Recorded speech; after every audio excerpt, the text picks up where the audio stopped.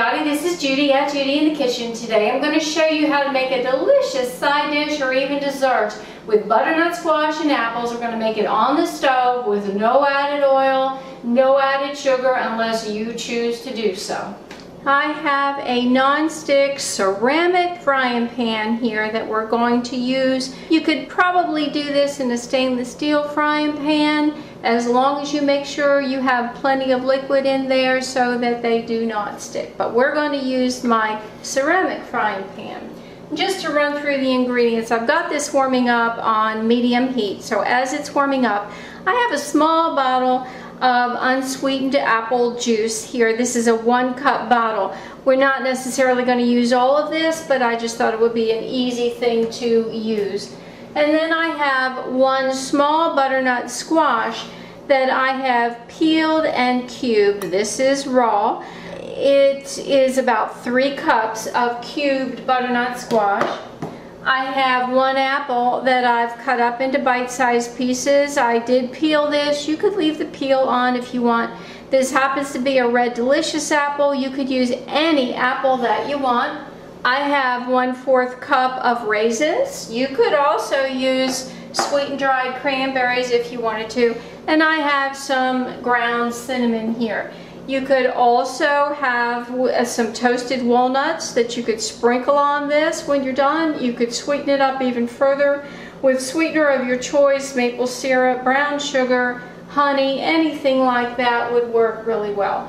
But we're just going to start with what we have here, and this is warming up. So I'm just going to pour some of this apple juice, unsweetened apple juice in here, and this is going to be my foundation as far as what's going to cook these squash pieces. And so now I'm just going to add the squash in there. I think I'm going to go ahead and just turn it up a little bit more just to get this cooking. And we're going to stir these, like what I call stir steaming them. And we're going to go ahead right now and just add these raisins in there so they can soften up and add some of their delicious sweetness to the mix here. And at the same time, I'm going to sprinkle just a little bit of this cinnamon on here. It doesn't have to be a lot, it's just really whatever amount you want. I'm just going to start with a little bit.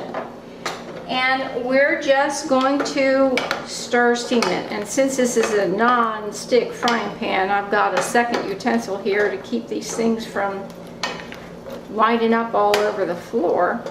Don't want that. We're just going to stir steam these until they start to soften, and then we're going to add the apples and finish allowing them to cook until the apples and the squash are fork tender, and then we'll go from there. You can see that my juice is bubbling up now. So I've turned it back down to medium heat, and I'm just going to continue to stir steam it, and I will add more juice as I need to because I don't want this to go dry. I just want that moisture in there to help the squash to cook through. Now it's been roughly 5 minutes, and some of these squash are starting to feel tender. It's just starting to. So we're going to go ahead and add this 1 red delicious apple that was cut up.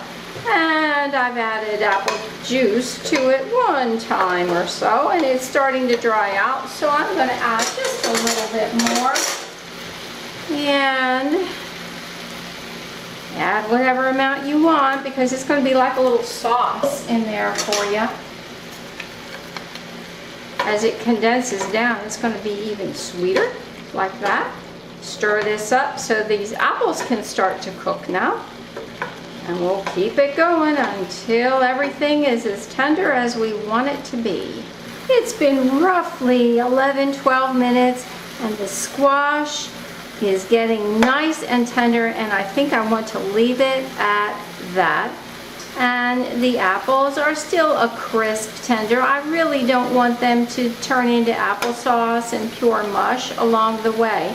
So I'd say cooking it for 10 to 12 minutes is about right, depending upon the size of your squash cubes and your apple pieces. And you can see right now most of my apple juice is gone, And I'm going to turn the heat off and call this done because I don't want it to be absolute mush. And you can add more juice to it if you want. I've used about 3/4 of a cup of the juice, and I'm just going to call it right here. I've turned the stove off, so I'm just going to allow this to, maybe brown up, crisp up just a little bit. And then we'll plate it up and you can see what it looks like. And you can taste it, adjust your seasoning if you want it more cinnamon in there, if you want more juice in there, or you want it a little bit sweeter, you can adjust it and add some sweetener of your choice. Throw some nuts in there if you want for some crunch, and garnish would be wonderful.